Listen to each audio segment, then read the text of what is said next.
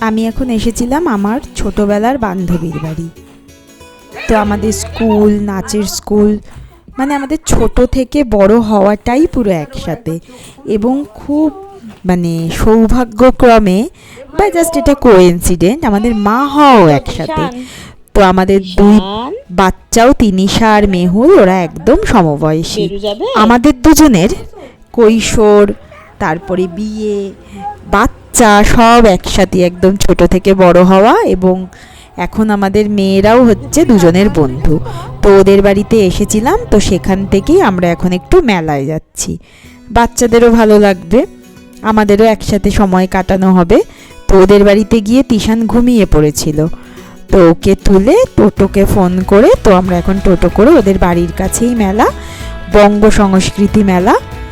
তো মেলার জন্য হরিণঘাটার চারিদিকটা কি সুন্দর সেজে উঠেছে, চারিদিকে লাইট, বেশ একটা গমগমে পরিবেশ। দিন দশেক মতো এই মেলাটা হয়।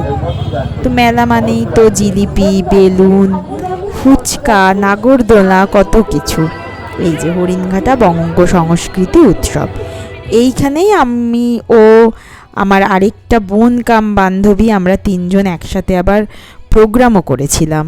এর আগেও করেছি, বহু বছর ধরেই এই মেলাটা হয়ে আসছে। এখানে খুব সুন্দর সাংস্কৃতিক অনুষ্ঠানও হয় সন্ধেবেলায়। চারিদিকে এত খাবার দাবার, যথেষ্ট ভিড়ও আছে। একটু ফটো তুলে নিই। এই যে দেখুন কত খেলনা, কত কিছু। তিশান বিশেষ করে এত বায়না করছে, এটা কিনবে সেটা কিনবে করে।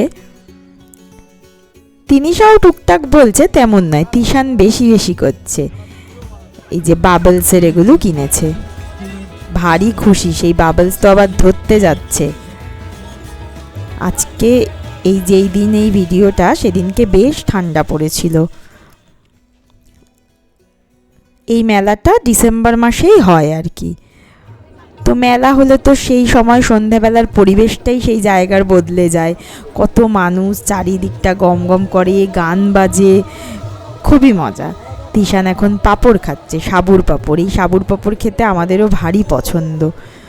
হয়ে গেছে মোটামুটি মেলা ঘোরা, একটু জিলিপি কিনবো, কিনে বাড়ির দিকে চলে যাব। তিশান বাবার রাগ হয়ে গেছে।